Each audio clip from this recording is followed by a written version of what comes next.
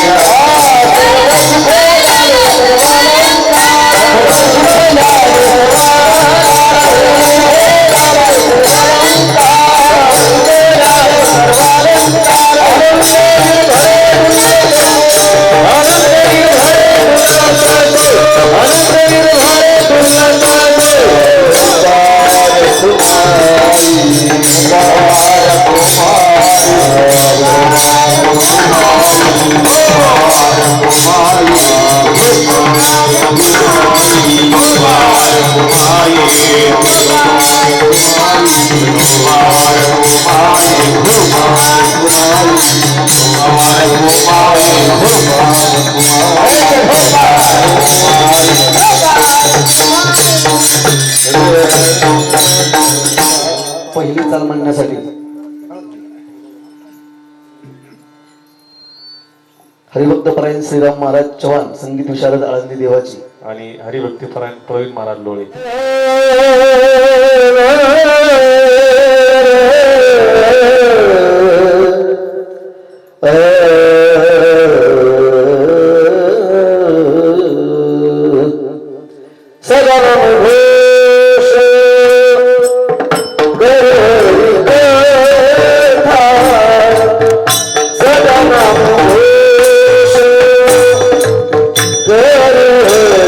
कथा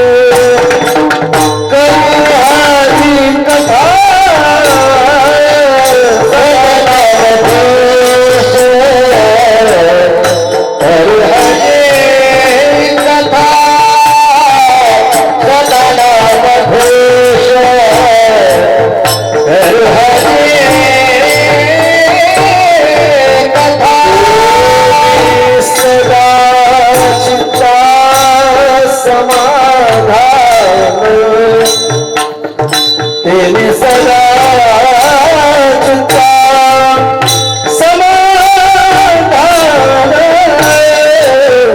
सर्व सुख सर्व सर्व सुख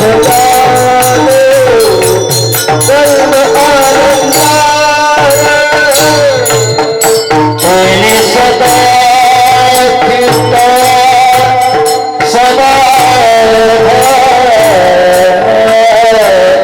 येणे सदा चित्ता समाधान सर्व सुख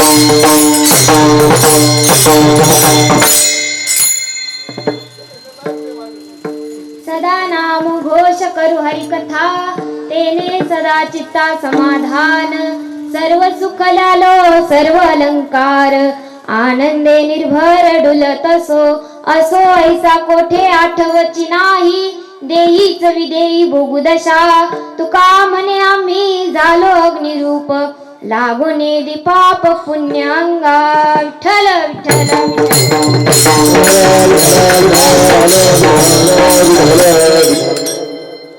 महायोग पीठे तटे भीमरथ्यां वरं पुंडरीकाय दातुं मुनीन्द्रे समागत्य तिष्ठन्तमानन्दकन्दं परब्रह्मलिंगम मजे पांडुरंग पांडुरंग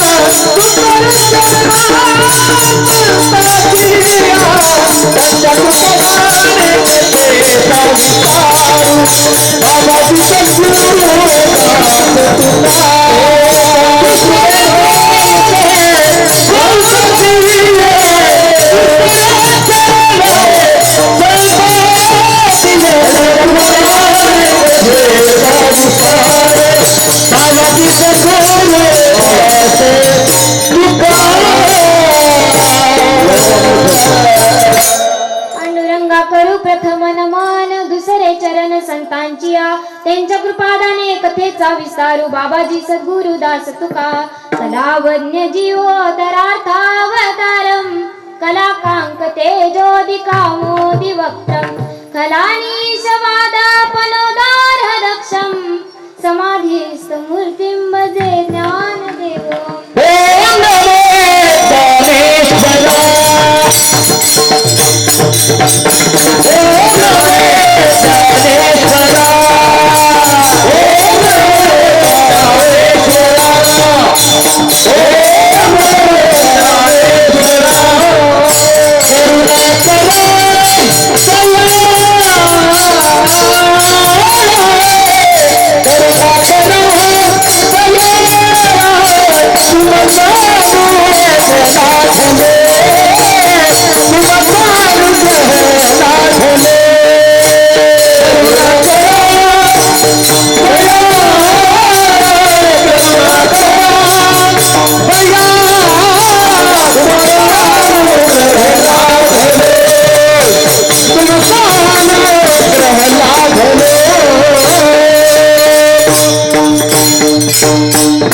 ओम नमो ज्ञानेश्वरा करुणा करा दयाळा तुमचा अनुग्रह लादलो पावन झालो चराचरी मस्तक हे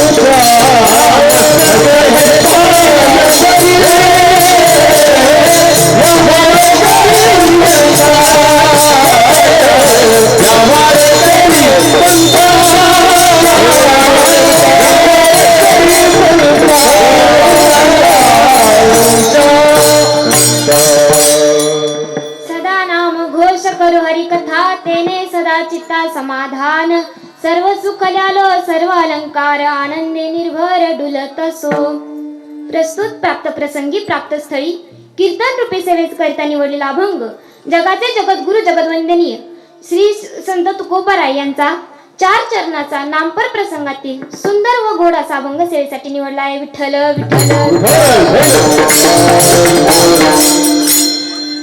अभंगाच्या भावार्थाकडे होण्यापूर्वी थोडासा परिहार द्यायचा तो असा, आज आपल्या समस्त ग्रामस्थ पानोडी गावामध्ये 29 वर्षापासून सुरू असलेला हा अखंड नाम हरिनाम सप्ताह आणि या सप्त्यातील पहिल्या दिवसाची कीर्तन रूपी सेवा माझ्यासारख्या पामराकडे दिली मी हे माझे परमभाग्य समजते. विठ्ठल विठ्ठल. माऊली ज्ञानोबारायाच्या कृपेने आजी आजोबांच्या पुण्याने आणि गुरूंच्या मार्गदर्शनाने मी या व्यासपीठावर उभी आहे. आता सांगायचं सगळ्यांचीच नाव घेणं मला जमणार नाही, परंतु मी कोणाचंही नाव घेत नाही आणि कीर्तनाला सुरुवात करते. विठ्ठल विठ्ठल. तुकोबाराय म्हणतात, मनुष्य जन्माला आल्यापासून ते मरेपर्यंत त्याने जर भगवंताचे सतत नामस्मरण केले तर काय होते हेच मार्गभंगातून सांगतात विठ्ठल विठ्ठल. पूर्व अवस्थेला पोचलेले तुकोबाराय यांनी देहूमध्ये भव्य दिव्य असा आयुर्वेदिक दवाखाना चालू केला होता. ते ब्रह्मरसाचा काढा देणारे एक आयुर्वेदिक डॉक्टर होते. ते काय करायचे, अनेक पदार्थ एकत्र करून उकळवायचे, त्याच्यापासून जो रस निघेल त्याला म्हणतात काढा. अनेक पदार्थ एकत्र करून सडवायचे, ते आसव, आणि अनेक झाडांची मुळी वेली एकत्र करून ते म्हणजे अरिष्ठ. एक दिवस अनेक पेशंट दवाखान्यात जमले असताना महाराजांनी दवाखान्यात प्रवेश केला. आता मुळात मनुष्याचे शरीर रोगाचे भांडार असल्यामुळे त्याला शारीरिक, मानसिक व वाचिक असे 3 प्रकारचे रोग मनुष्याला होतच असतात. आणि त्याच रोगाचं निवारणार्थ करण्यासाठी आपण वैद्य किंवा डॉक्टरांचा सहारा घेतो.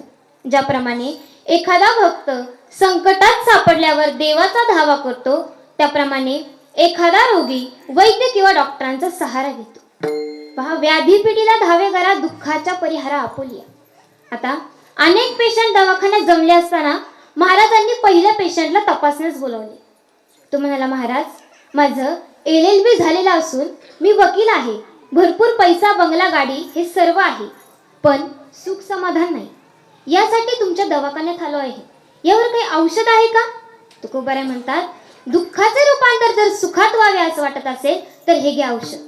कामामध्ये काम, काही म्हणा राम राम, जाईल भवश्रम, सुख होईल दुःखाचे. त्याला आश्चर्य वाटले. आता तुम्ही म्हणताल कामामध्ये काम, काही म्हणा राम राम. पहा, जनाबाई भगवंताचं नामस्मरण करता नामदेव महाराजांच्या घरी 14 माणसांचं काम करता करता झाडलोट करायच्या. झाडलोट करता बरोबर विठ्ठलाचं सतत नामस्मरण करायच्या. अहो, जनाबाईंच्या गौऱ्यांमधून सुद्धा विठ्ठल विठ्ठल असा आवाज येत होता. त्याप्रमाणे तुकोबारायांनी नामस्मरण करायला सांगितले.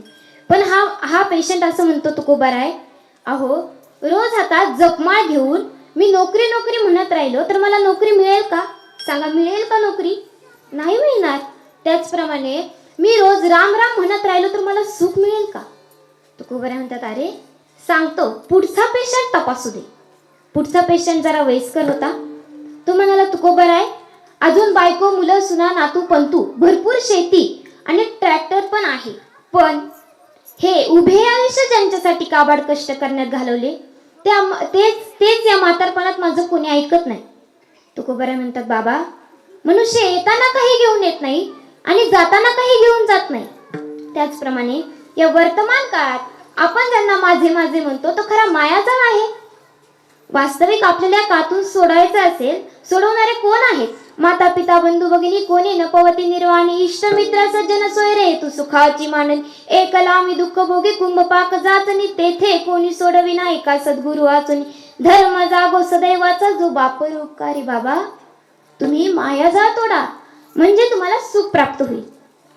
पहा, एका प्रेत यात्रेला काही माणसं जमली असताना सर्वजण रडत होते. अर्थात रडणारच, स्वाभाविक आहे, तिथं शोकांतिका होती.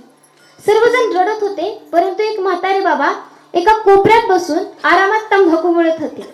आणि तेव्हा एकाने जाऊन त्यांना विचारले, बाबा, तुम्ही रडत का नाही? तेव्हा ते बाबांनी इतकं गोड उत्तर दिलं. ते बाबा म्हणाले, जर तो मेलेला माणूस माझा कोणी नाही तर मी का रडू? अहो, आता आपण रेल्वेने प्रवास करतो, आपण एसटीने प्रवास करतो, आपली लालपरी आहे. आपण लालपरीने जेव्हा प्रवास करतो, काही पॅसेंजर येतात, मग आपण त्यांचे स्वागत करतो का? करता स्वागत? नाही. काही उतरून जातात, मग त्यांच्यासाठी तुम्ही रडत बसता का? नाही. मग ते म्हातारे बाबा म्हणाले, तुकोबाराय, हा मायाजाळ तोडायचा असेल तर काही औषध आहे का? तुकोबाराय म्हणतात, हो आहे ना. हरे हरे तुम्ही म्हणारे सकळ, तेने मायाजाळ तुटतील. तुम्ही फक्त हरी हरी म्हणा, म्हणजे मायाजाळ तुटेल. तुम्ही पण म्हणा, तुमचा पण तुटेल. तर तुकोबारायांनी त्यांना हरी हरी म्हणायला सांगितले. आता किती पेशंट झाले आहेत ना सर्व जागे? हा, मग किती पेशंट झाले सांगा ना? 2 झाले. आता तिसरा पेशंट आहे. पहा काय म्हणतो. तो म्हणाला, महाराज, मी 4 वेद, 6 शास्त्र, 18 पुराण. किती?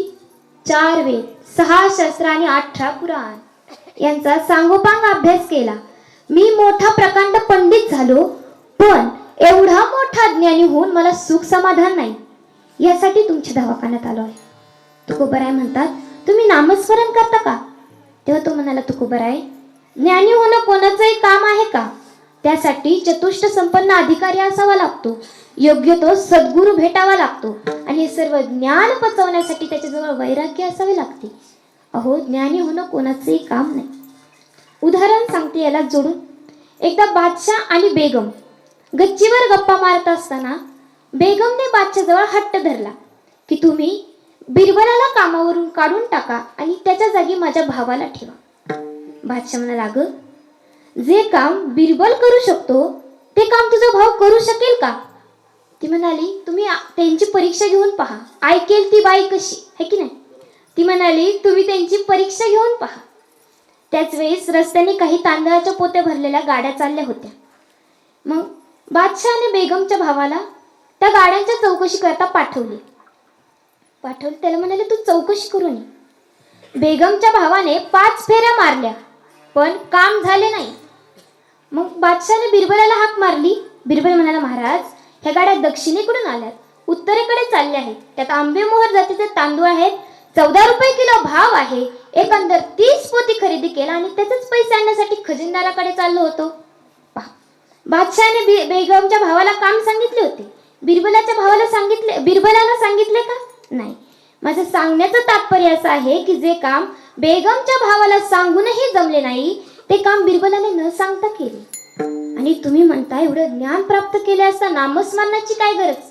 तुकोबाराय म्हणतात, बाबा रे, या वारकरी संप्रदायाचे सुप्रीम कोर्ट माझी माऊली ज्ञानोबाराय म्हणते, विष्णुवीन जप व्यर्थ त्याचे ज्ञान, रामकृष्णी मन नाही ज्याचे. म्हणून तुम्ही रामकृष्ण हरी म्हणा.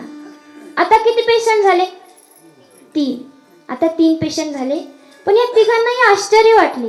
ते म्हणाले, अरे, तुकोबाराय तर सर्वांना एकच औषध देत आहे, ते म्हणजे नामस्मरणाचे. तेवढ्यात तुकोबारायांनी 4थ्या पेशंटला तपासण्यास बोलवले. तो म्हणाला, महाराज, मी रोज सकाळी नित्यनेम करत असताना मन एकाग्र होत नाही. तुम्ही सर्वजण करता का नित्यनेम? करता. तुमचं मन होतं का एकाग्र? नाही होत. मग ऐका होईल. तो म्हणाला, महाराज, माझं मन एकाग्र होत नाही, यासाठी काय औषध? तुकोबाराय म्हणतात, अरे, अर्जुनाने सुद्धा श्रीकृष्णाजवळ हीच तक्रार केली होती. गीतेमध्ये 6व्या अध्यायात फार गोड श्लोक आहे, ऐका. चंचलम हि मन कृष्ण प्रमाथी बलवद दृढम तस्यहम निग्रहम मन्ये वायुरीव सुदुष्करम. हे कृष्णा, मन हे चंचल, शोभक, बलयुक्त व कठीण आहे. त्याचा निग्रह करणे वायूच्या निग्रहाप्रमाणे अत्यंत कठीण आहे. योग वसिष्ठात प्रभू रामचंद्र म्हणतात, मेरू पर्वतास समूळ उखडून टाकणे, मोठ्या समुद्राचे पाणी प्राशन करणे, या सर्वांपेक्षा चित्ताचा निग्रह करणे अत्यंत कठीण आहे. अहो, हे मन चंचल आहे म्हणजे कीर्तनालाही बसते आणि सिनेमालाही जाते, हो की नाही? मी जर आता एखाद्या शहराचं नाव घेतलं तर तुमचं मन लगेच तिकडे जाईल. असं आपलं चंचल मन आहे. तर तो पेशंट म्हणाल, तुकोबाराय, मग हे मन एकाग्र करायचं असेल तर यावर काही साधन? तुकोबाराय म्हणतात, नाम घेता मन निवेजिवे अमृताचे स्त्रवे. तुकोबाराय म्हणतात, असे चंचल चपळ असणारे मन नामाने शांत होते, म्हणून तुम्ही नामस्मरण करा. आता मात्र गंमतच झाली. आता या चौघांनाही जरा टेन्शनच आलं की बाबा, तुकोबाराय सर्वांना एकच औषध देत आहेत, ते म्हणजे नामस्मरणाचे. तुकोबारायांकडे आले. म्हणे, तुकोबाराय, पहिला पेशंट म्हणाल, तुकोबाराय, मला राम राम म्हणायला सांगितले. दुसऱ्या पेशंटला हरिहरी म्हणायला सांगितले. तिसऱ्या पेशंटला रामकृष्ण हरी म्हणायला सांगितले. आणि चौथ्यालाही तेच सांगता नामस्मरण करा. अहो, सर्वांचे रोग वेगवेगळे आहेत ना, मग त्यावर तुम्ही एकच औषध कसे देतायत? तुकोबाराय म्हणतात, तो म्हणाला, हा फसवण्याचा धंदा कधीपासून सुरू केला आहे तुकोबाराय? तुकोबाराय म्हणतात, अरे, माझं ऐकून तर घे. हे बघ, जर भवरोगासारखा टीबीचा आजार या नामस्मरणाने नाहीसा होतो तर इतर आजारांचा काय विचार करतोस? आणि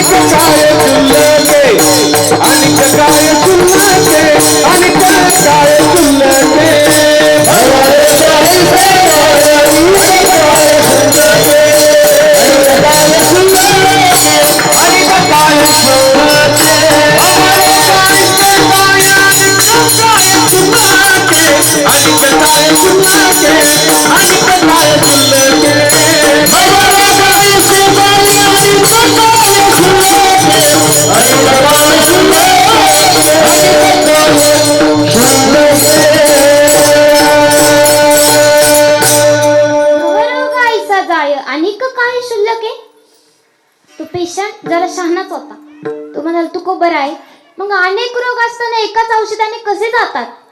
तुकोबराय म्हणाले, तुला एक उदाहरण सांगतो. एका गावात पाटील बाबा राहत होते आणि त्यांच्याकडे लोक प्रश्न विचारण्यासाठी यायचे. सायंकाळच्या वेळेला एक माणूस पाटील बाबांकडे आला आणि म्हणाला, पाटील बाबा, अहो पाणी नाहीये, त्यामुळे रानं जळून चालले, विहिरी आटल्या आहेत, काय करावं? तेवढ्यात पाटील बाबांची मुलगी तिकडून धुडधुड पळत आली आणि म्हणाली, बाबा, वाऱ्यामुळे दिवाच राहत नाही, काय करू हो? पाटील बाबांनी ह्या दोघांच्या वेगवेगळ्या प्रश्नांवर एकच उत्तर दिले, पाट लावा. ते कसे सांगते?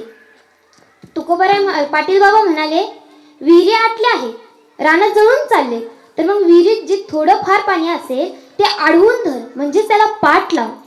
आणि वाऱ्यामुळे दिवा विझत आहे तर त्याला पाट लाव, म्हणजे असं धरतो ना आपण आडुशन, तसं पाट लाव. म्हणजे तुकोबाराय म्हणतात, पहा, याच्या वेगवेगळ्या प्रश्नांवर पाटील बाबांनी एक उत्तर दिले. त्याचप्रमाणे त्याचप्रमाणे रोगांचं देखील आहे. अनेक रोग जरी असले तरी ते एका नामस्मरणाने जातात.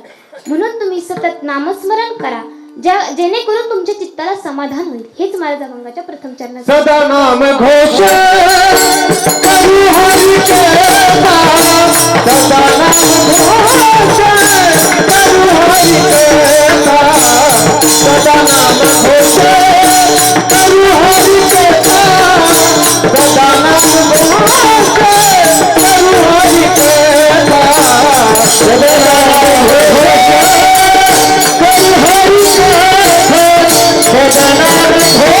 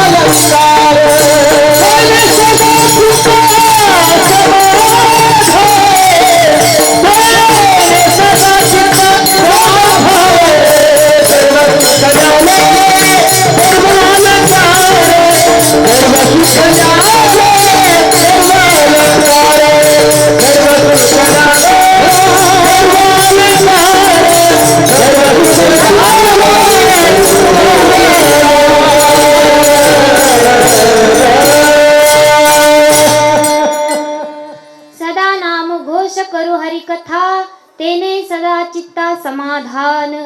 आपण अभंगाच्या प्रथम चरणापर्यंत पोहोचलो आहे. पुढे तुकोबराय का म्हणतात पहा. एक जण आला आणि तुकोबरायने म्हणाल, तुकोबराय, नामस्मरण जर सोपे आहे तर ते सतत करा असा उपदेश करण्याची काय गरज आहे? साधा प्रश्न आहे, नामस्मरण केल्याने काय होते? तुकोबराय म्हणतात, अरे, नामस्मरण जरी सोपे असले तरी सगळेच घेत नाही. जो शहाणा असेल तोच नामस्मरण घेतो. शहाणा तो घरी घेतो रे, शहाणा तो घरी घेतो रे, शहाणा तो घरी घेतो रे, शहाणा तो घरी घेतो रे.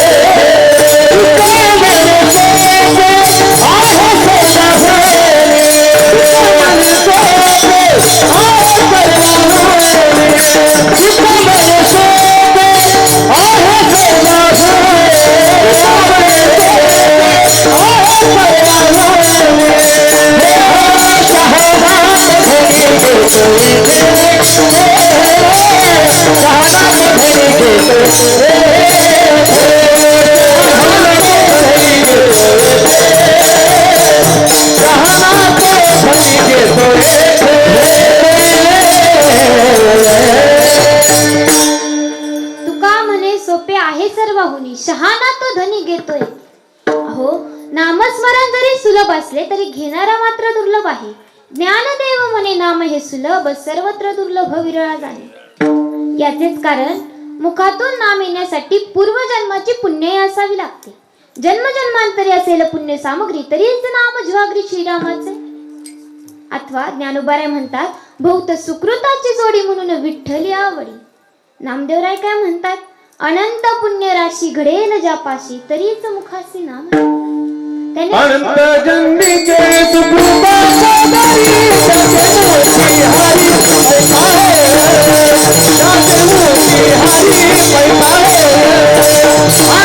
जन्मीचे सुकृपाचा दारी त्याचे हरी पैमाळे अनंत जन्मीचे सुकृत पदरी त्याचे मुखी हरी पैठ होय. आता नामस्मरण केल्याने होते तरी काय, तर ऐका. 1 कोटी नामस्मरण केल्याने आरोग्य प्राप्ती होती, 2 कोटी नामस्मरण केल्याने संपत्ती प्राप्ती होती, 3 कोटी नामस्मरण केल्याने यश कीर्ती मिळते, 4 कोटी नामस्मरण केल्याने इहलोकी सुख प्राप्त होते, 5 कोटी नामस्मरण केल्याने काम क्रोध संपतो, 6 कोटी नामस्मरण केल्याने ज्ञान स्मरणाने ज्ञान प्राप्त होते, 7 कोटी नामस्मरण केल्याने अनुकूल पती पत्नी मिळतात, 8 कोटी नामस्मरण केल्याने अपमृत्यू होतो, 9 कोटी नामस्मरण केल्याने स्वरूप साक्षात्कार होतो, 10 कोटी नामस्मरण केल्याने प्रारब्ध कर्म नाहीसे होते, 11 कोटी नामस्मरण केल्याने संचित कर्म नाहीसे होते, 12 कोटी नामस्मरण केल्याने क्रियामान कर्म नाहीसे होते आणि 13 कोटी नामस्मरण केल्याने आपण जे देवाचं नामस्मरण करू तो देव प्रत्यक्षात भेटतो. महाराज, इतकी नामस्मरणात ताकद आहे. विठ्ठल विठ्ठल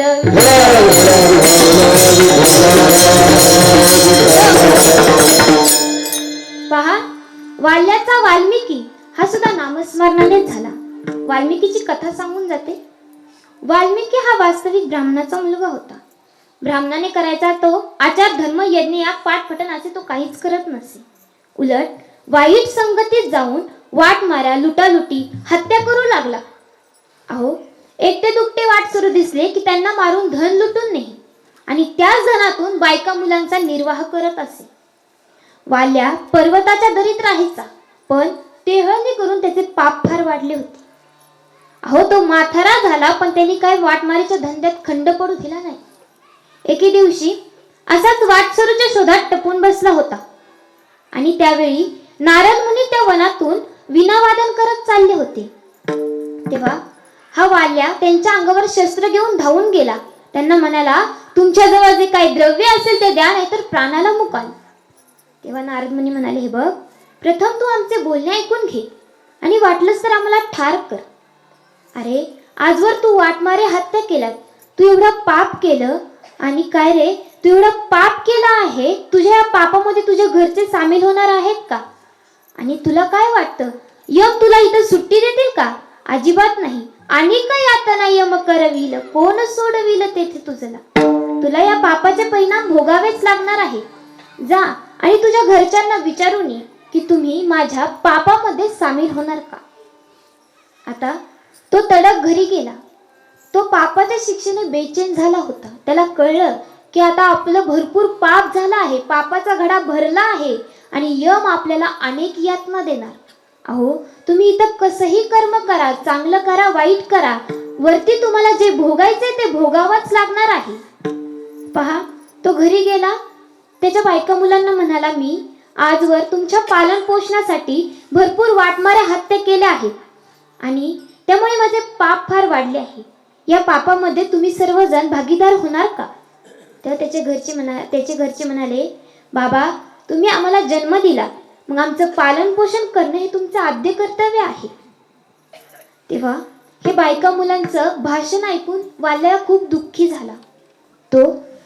त्याला बायका मुलांच्या आसक्तीचा त्याचा भ्रम दूर झाला.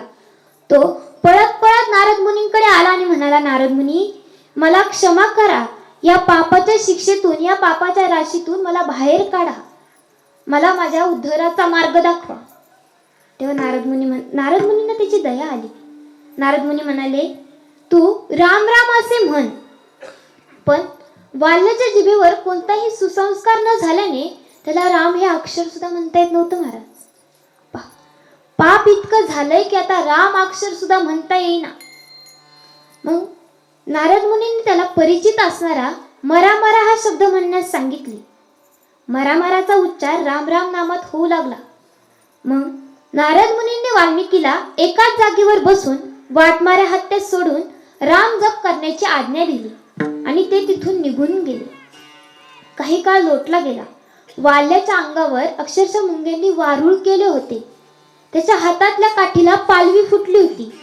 आणि काही दिवसांनंतर नारद मुनी पुन्हा एकदा त्या वनातून चालले असताना त्यांच्या कानावर रामराम असं ऐकू येऊ लागले. त्यांनी त्या जपाच्या अनुराधाने शोध घेतला आणि पाहतात तर काय, एका वारुळातून आवाज येत आहे. मग त्यांनी ते वारुळ उकरून काढले आणि आत पाहतात तर वाल्मिकी आहे.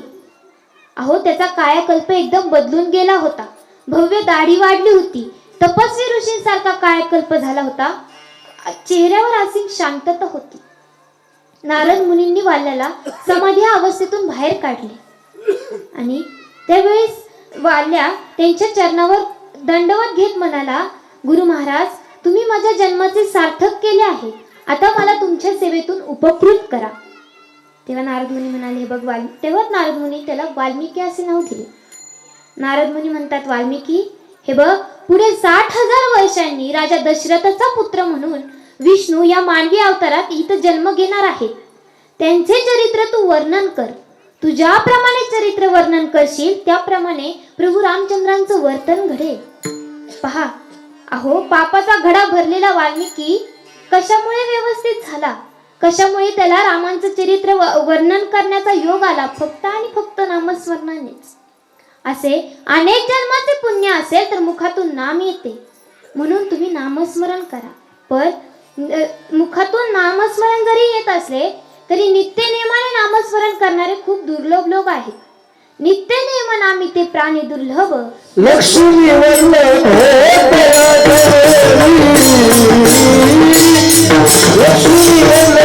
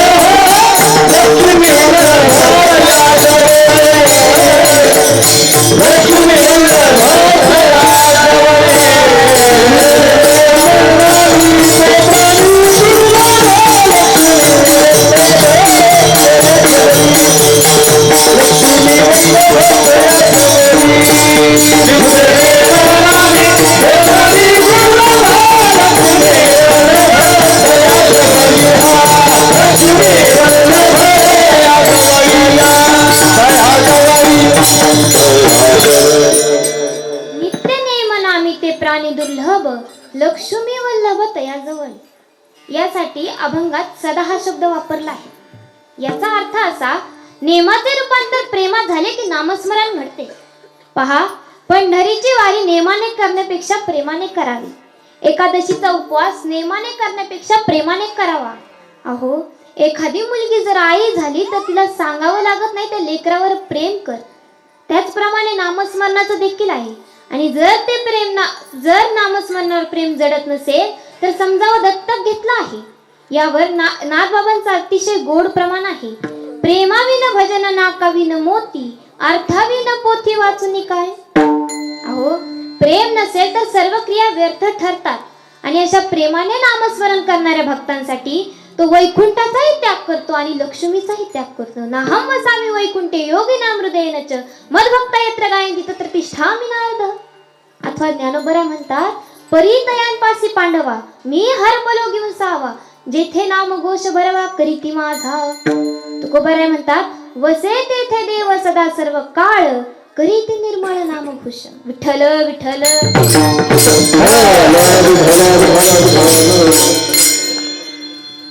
पहा, यासाठी अभंगात तुकोबरायांनी सदा नामघोष शब्द वापरला. परंतु महाराज, जगाला उद्देश करणं खूप सोपं आहे, पण ते स्वतः आचरणात आणणं खूप कठीण असतं. तेव्हा एकाने तुकोबरायांना विचारले, तुकोबराय, तुम्ही करता का नामस्मरण?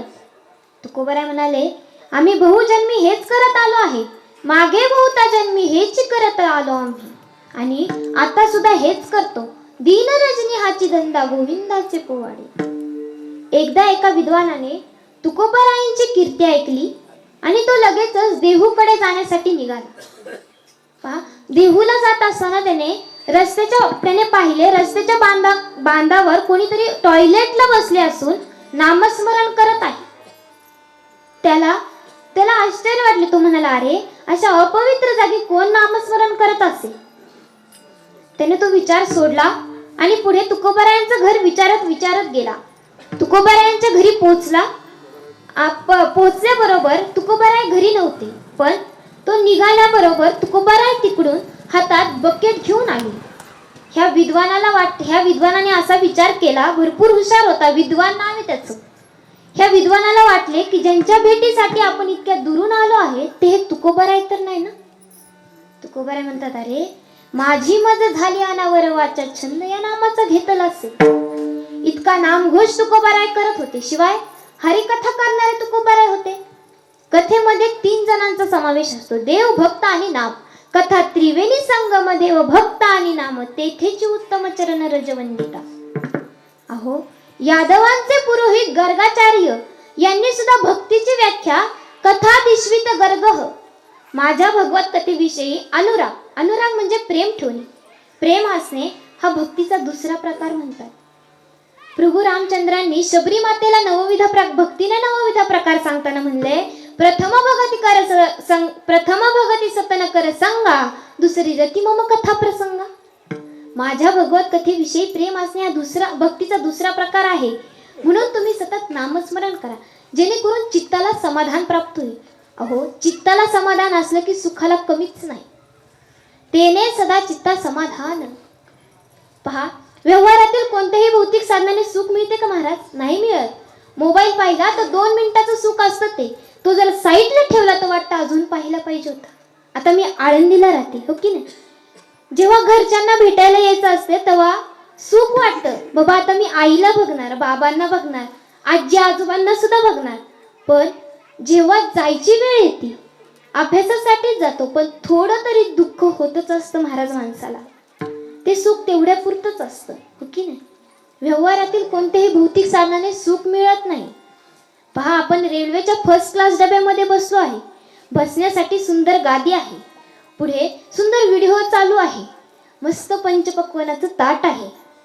पण एखाद्याचा पोटशू उठला तरी सर्व सुखाची साधने किती सुख देणार आहेत महाराज. समजा पंचपक्वानाने भरलेलं ताट आहे, त्यात बासुंदीची वाटी आहे. बासुंदीची चव आली का? त्यात बासुंदीची वाटी आहे, मला आली बाबा. बासुंदीची वाटी आहे, ती वाटी तोंडाला लावणार तेवढ्यात फोन आला, तुमचा मुलगा वारला. वारू नाही, वारला. पहा, किती समाधान भेटणार आहे? काहीच नाही महाराज. त्याचप्रमाणे तुकोबाराय म्हणतात, एक उदाहरण सांगते. एक जावई रात्रभर प्रवास करून मुंबईवरून सासरवाडीला आला. जावई सासरवाडीला आलाय, थाटमाटच असतो. तो सासरवाडीला आला, दुपारची वेळ होती, रात्रीचा निघाला होता, दुपारच्या वेळेला पोहोचला. त्याच्या सासू सासऱ्यांनी आग्रह केला, जावई बापू थोडं खा, फ्रेश व्हा आणि झोपा, कोणीच उठवणार नाही तुम्हाला. तेव्हा त्यांनी त्यांच्या आग्रहास्तव भरपूर खाल्ले, जेवले, पिवले आणि आंब्याच्या मळ्यात झाडाखाली झोपण्यासाठी गेले. तिथे जाऊन झोपले. तेवढ्यात त्यांची धाकटी मेहुणी आली. ती म्हणाली, दाजीची थोडी थट्टा करावी.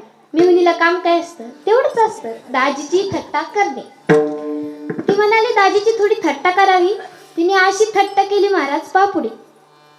तिने विहिरीजवळच्या मोठीची एक दोरी काढली, दाजीच्या डाव्या पायाला आणि आंब्याच्या झाडाला बांधली. दाजी काय उठेना आणि हिला समाधान सांगा ना, भेटेना. हिला समाधान भेटेना. मग हिने त्या आंब्याच्या झाडाची दोरी काढली आणि म्हशीच्या पायाला बांधली. म्हैस थांबली असेल का जागेवर? अहो, दाजीच्या आणि म्हशीची वरात अख्ख्या गावात. म्हैस परत आली ते पोलिसांना घेऊनच. म्हणजे तुकोबाराय म्हणतात, तुका म्हणे ते सुखा काय उने राही समाधान चित्ताची. अहो, चित्ताला समाधान असलं की सुखाला कमीच नाही. तुकोबाराय म्हणतात, आम्ही सर्व सुखाचे अलंकार धारण केले, आम्हाला सर्व सुख प्राप्त झाले आहे आणि आम्ही आनंदाने निर्भर होऊन डुलू लागलो आहे. हेच मार्गाभंगाच्या दुसऱ्या चरणात सांगतात. सर्व सुख लालो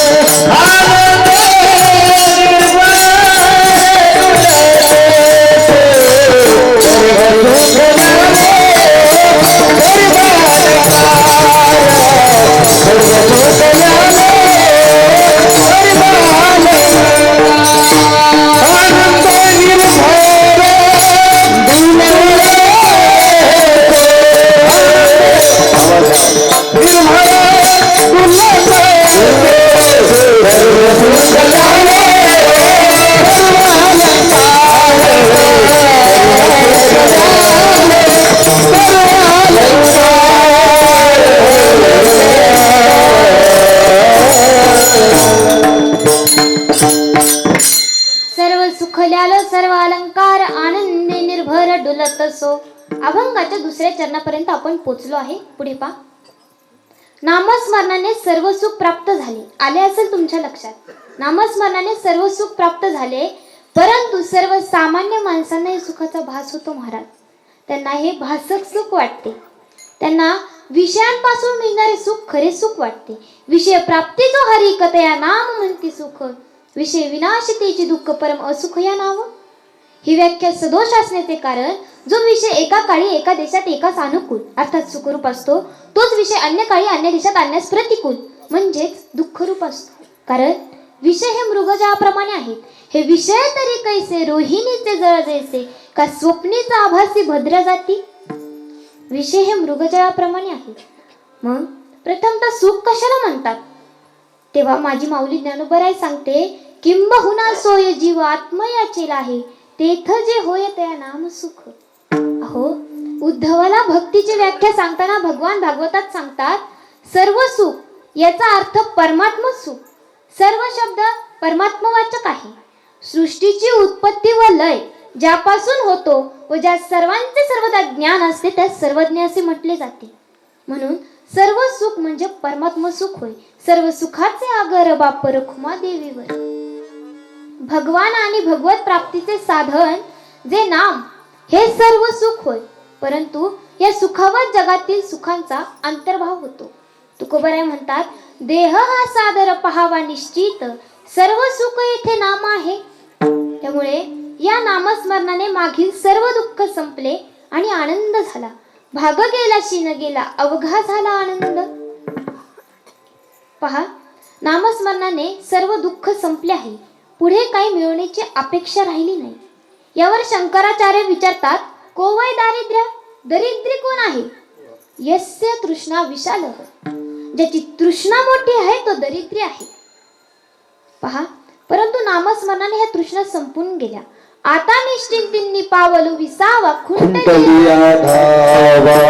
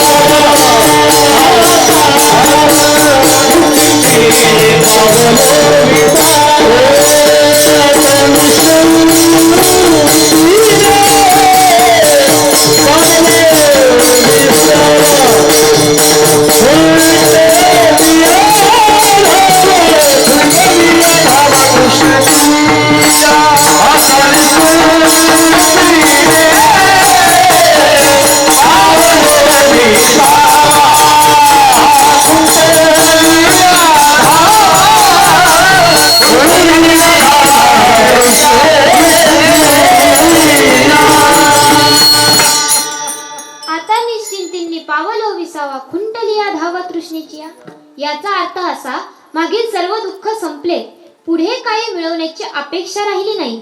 ही जी अवस्था आहे तिला सर्व सुख असे म्हणतात. तुकोबाराय म्हणतात, आम्ही सर्व सुखाचे अलंकार धारण केले. याचा सरळ अर्थ असा, वारकऱ्याचे अलंकार. वारकऱ्याचे अलंकार म्हणजे काय हो महाराज? कपाळाला गोपीचंदन टिळा असावा, गळ्यात पवित्र तुळशीची माळ असावी.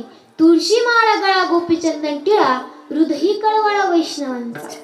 याचा सात्विक अर्थ असा, आम्ही भक्ती प्रेमाचा गोड दागिना धारण केला आहे.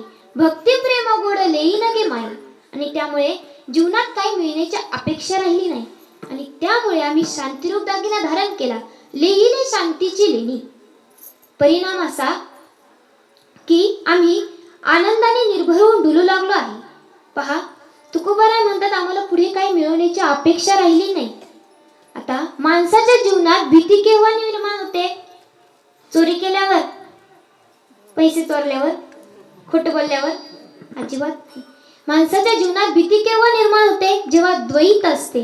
पण नामस्मरणाने हे द्वैत संपते. कारण नामनामीचा अभेद आहे, आणि त्यामुळे नामनामीचा अभेद आहे. त्यामुळे नामस्मरण करता करता आम्ही परमात्मा स्वरूप झालो. आठवण आठव गेले भावा भाव, झाला स्वयंमेव पांडुरंग. याचा अर्थ मागील सर्व दुःख संपले, पुढे काही मिळवण्याची अपेक्षा राहिली नाही. आणि दुसरे कारण म्हणजे, मनुष्याच्या खिशात जर 100 रुपयाची नोट असेल तर मनुष्य इतकं निर्भय बनतो महाराज.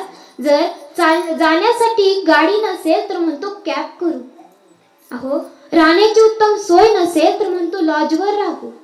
खाण्याची व्यवस्थित सोय नसेल तर म्हणतो हॉटेलवर जाऊ. म्हणजे माणसाच्या खिशात 100 रुपयाची नोट असताना मनुष्य इतका निर्भय बनतो. तर ज्याने ही नोट निर्माण केली तो जर हृदयात असेल तर कशाची चिंता आहे महाराज? हरी आला हाता मग कैची बहे चिंता. पहा, सतत नामस्मरण न केल्यामुळे पुन्हा जन्म घ्यावा लागतो आणि पुन्हा फजिती होते. परंतु आता सतत नामस्मरण केल्यास का डोकावून सुद्धा पाहत नाही. हे मी नाही सांगत, तर ज्ञानोबाराय सांगतात. नित्य सत्यमित हरिपाठ ज्यासी, कळी काळ त्यासी न पाहे दृष्टी. तुकोबाराय म्हणतात, आम्ही कळी काळाला जिंकवलो. हरिभजनी जे धवळले जग, चुकविला लाग कळी काळाचा. अथवा जगा काळ खाया आम्ही माथा दिला पाय. तुकोबाराय म्हणतात, आम्ही कळी काळालाच नाही तर जो काळ जगाला खातो त्या काळाच्या माथ्यावर पाय दिला आहे, ज्यामध्ये चिंताच नाही महाराज. पहा, महात्म्यांच्या जीवनात एकच चिंता असते. तुमच्या जीवनात कशाची चिंता आहे? घर बांधून होईल का? हा, मुलीचं लग्न होईल का? महात्म्यांच्या जीवनात एक चिंता असते, काय मी उद्धार पावेन, काय कृपा करेल नारायण. तैसे तुम्ही सांगा संत जन, करा समाधान चित्त माझे. महात्म्यांच्या जीवनात एकच चिंता असते, देव माझा उद्धार करल का? आणि आता ही चिंता पूर्णपणे संपली. चिंता करिता हरली नारायणी. त्यामुळे तुकोबाराय म्हणतात, आम्ही आनंदाने निर्भय होऊन डुलू लागलो आहे. आमची विदेह अवस्था झाली आहे. त्यामुळे आम्हाला पापही लागत नाही आणि पुण्यही लागत नाही. हेच महाराज अभंगाच्या तिसऱ्या चरणात सांगतात. असं सकोठे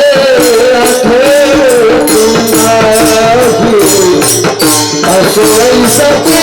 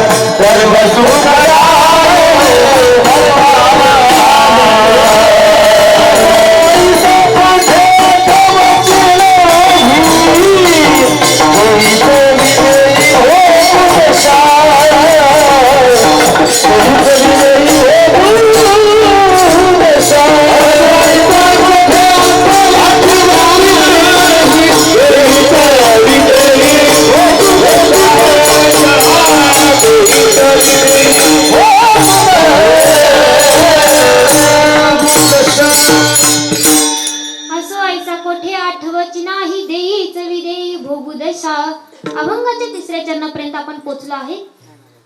नामस्मरणाने नाही. तेव्हा तुकोबाराय आणि तुकोबारायांचे मिळूने जेवणाकरिता बसले. प्रथम त्या ताटाला पाणी ओवाळून घेतले आणि जेवणाला सुरुवात केली. तेव्हा जिजाबाईंच्या भावाने पहिला घास खाल्ला आणि त्यांना कळले की कशातच मीठ नाही. परंतु तुकोबाराय काहीच न म्हणल्याने ते सुद्धा काहीच म्हणाले नाही. त्यांनी तसंच जेवण केलं. जिजाबाई म्हणत होत्या, दादा हे घ्या, दादा ते घ्या, पण त्यांनी काही घेतले नाही. अहो भाजीत मीठच नव्हतं, कसं जाईल हो. त्यानंतर त्यांचं जेवण झालं, हात धुतला. लगेच जिजाबाई जेवणाकरिता बसल्या आणि त्यांनी पहिला घास खाल्ला. पाहतात तर कशातच मीठ नाही. त्यांनी तो सगळा राग तुकोबारायांवर काढला. तुकोबाराय म्हणतात, काय खातो आम्ही कासेया सांगती. आम्ही काय खातो, कशाशी खातो आणि कसे लागते याते आम्ही काहीच जाणत नाही. कारण आमची विदेही अवस्था झालेली आहे आणि या अवस्थेमुळे आम्हाला पापही लागत नाही आणि पुण्यही लागत नाही. हेच महाराज अभंगाच्या चौथ्या चरणात सांगतात. आम्ही झालो आपले रूप तुका म्हणे आम्ही झालो आपले रूप तुका म्हणे आम्ही झालो आपले रूप तुका म्हणे आम्ही झालो आपले रूप तुका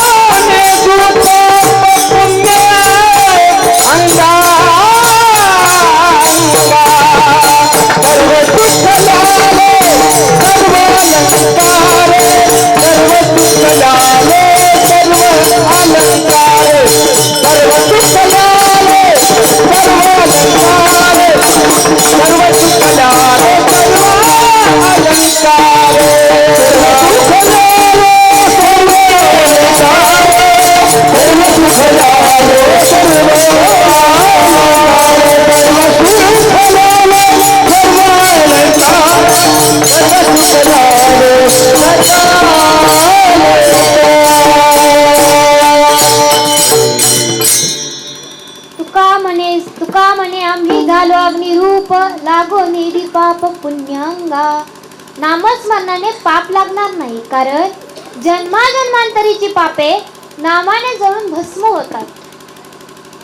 नामसंकीर्तन साधन पै सोपे जळतील पापे जन्मांतरीचे. अथवा माझी माऊली म्हणते, हरी उच्चारणी अनंत पाप राशी जातील लय शिक्षण मात्रे. अहो, अनंत अशा पापांच्या राशी सुद्धा भगवंताचे नामस्मरण केल्यास क्षणात नाहीशी होतात. भगवान अनंताचे संकीर्तन केले की तो जीवांच्या हृदयामध्ये प्रवेश करून ज्याप्रमाणे सूर्य अंधकाराचा समूळ नाश करतो, त्याप्रमाणे पुण्य सुद्धा पापांचा समूळ नाश करत असते. कीर्तनाचे नि नटनाचे नाशिले व्यवसाय प्रायश्चिताचे, जे नामची नाही पापाचे ऐसे केले. श्रीमद भागवतात यमदूत आणि विष्णुदूत यांचा संवाद आहे. ज्याप्रमाणे अतिशय बलवान औषधी दुरुच्छाने भक्षण केले असता त्याचे रोग न जाणणाऱ्या रोगाला सुद्धा ते आपला गुण दाखवतात, त्याचप्रमाणे कसेही उच्चारलेले परमेश्वराचे नाम नक्कीच आपल्याला पुण्य प्राप्त करून देते. अज्ञानाद अथवा ज्ञानाद उत्तम श्लोक नामयत संकीर्तित मगम पुंसो दहे देदो यथा नलः. हो, ज्याप्रमाणे समजून किंवा न समजून टाकलेला अग्नी काष्टांना दग्ध करतो, त्याचप्रमाणे समजून किंवा न समजून घेतलेले परमेश्वराचे नाम मनुष्याची पातके नष्ट करत असते. महाराज, समजा लोणी चोरून खाल्ले तरी तब्येत सुधारते आणि लोणी सर्वांच्या समोर खाल्ले तरी तब्येत सुधारतेच. महाराज, अग्नीवर पाय जाणून टाका अथवा तो सजगता पडू द्या, पाय हा भासतोच. हा अग्नीचा गुणधर्म आहे. त्याचप्रमाणे नामस्मरणाने पुण्य हे प्राप्त होतेच. जाणीवनी व भगवंती नाही, हरी उच्चारणी पाही मोक्ष सदा. हरी उच्चारणी पाही मोक्ष सदा. हरी उच्चारणी पाही मोक्ष सदा. जाणीवनी भगवंती नाही, हरी उच्चारणी पाही मोक्ष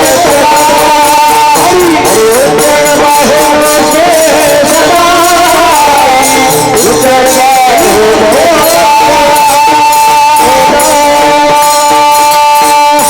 जाणीवने व भगवंती नाही, हरी उच्चारणी पाही मोक्ष सदा. नामदेव म्हणतात, पापाचे पर्वत भस्म नामाग्नीने अभक्तासी आणि नामे विना. नामदेव म्हणे नामाग्नीच्या पोटी नाना पाप कोटी दग्ध होती. नामस्मरणाने पुण्य प्राप्त होते आणि पाप जाते, पण इतर काम कर्माने प्राप्त होणारे पुण्य क्षय पावणारे आहे. परंतु नामस्मरणाने प्राप्त होणारे पुण्य मात्र शुद्ध आहे. जयामध्ये नारायण शुद्ध पुण्य ते एक. अथवा ज्याचे मुखी नाम तोची एक धन्य, त्याचे शुद्ध पुण्य इथे जनी. पद्मपुराणात वर्णन आहे. निर्वाण म्हणजे परमशांती देणारे. जो भगवान नामाचा घोष करेल त्याचे पुण्य कोण करू शकेल. एकनाथ महाराज म्हणतात, करिता नित्य नामस्मरण तेने उपजे परम पुण्य, ते भोगक्षय नवीक्षीण ब्रह्म परिपूर्ण प्रापक. निळोबाराय म्हणतात, सर्व काळ पुण्याची या राशी, हरिनाम आलिया जीवेसी, नित्य तपानुष्ठानाच्या राशी, कोटी यज्ञेसी लाभ झाला. निवृत्तीनाथ काय म्हणतात, निवृत्ती मने पुण्य होईल आघात, एक नामे गोविंद तुष्टे सदा. तुकोबराय म्हणतात, पुण्य ऐसे काय रामनाम पुढे, काय ते बापुढे यज्ञ याग. ज्ञानोबराय म्हणतात, हरिमुखे म्हणा पुण्याची गणना कोण करी.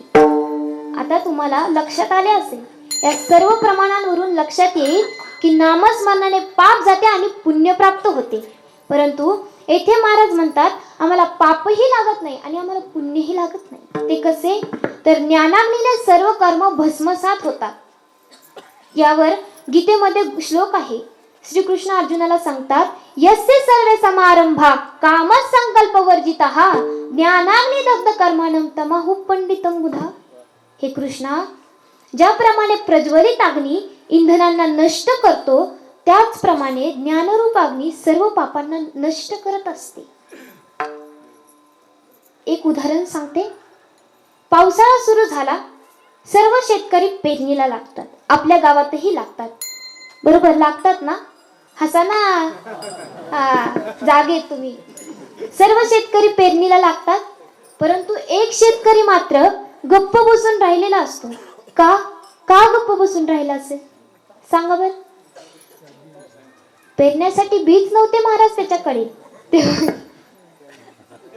विठ्ठल विठ्ठल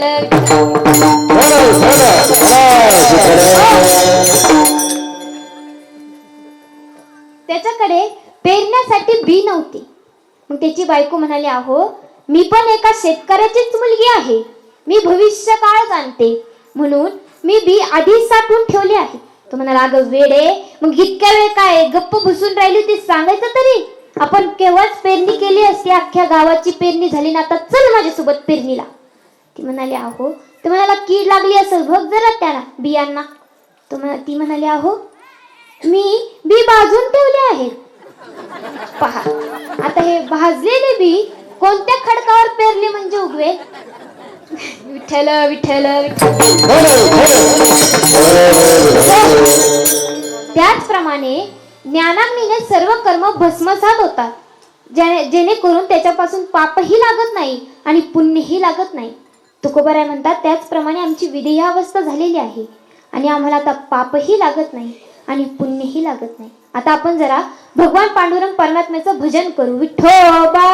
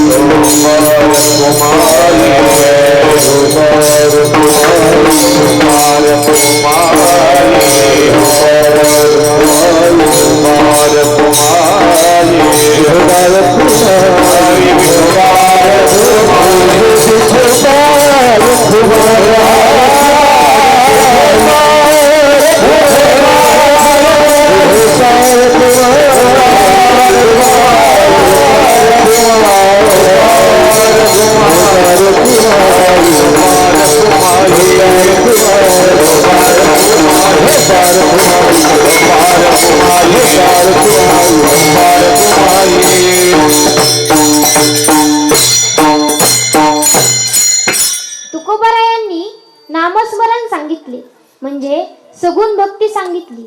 सगुण भक्तीने सर्व दशा प्राप्त होतात. ब्रह्मविद्वरयान ब्रह्मविद्वरिष्ठ या 4 साधनात अथवा शास्त्रामधून शुभेच्छा विचारणा तनुमानास आधी 7 अशा 7 दशा साधतात. पहा ब्रह्मविद्ने काय होतं, असक्तातील जग दिसते, सुखदुःख होतात पण त्यात गुंतत नाही. ब्रह्मविद्वर पदार्थ भावनी जग दिसते पण सुखदुःख होत नाही. आणि ब्रह्मविद्वर या तुर्य अवस्थेत जगच दिसत नाही महाराज. आणि ब्रह्मविद्वरिष्ठ ही अवस्था तुकोबारायांना प्राप्त झाली होती. सहज मी अंधळा का निज निरकार पंथे, वृत्ती हे निवृत्ती झाले जनन दिसे तिथे. 2 दशा आहेत, एक विधेही मुक्त आणि एक जीवन मुक्त. या दोन्ही दशा तुकोबारायांना प्राप्त झाल्या होत्या.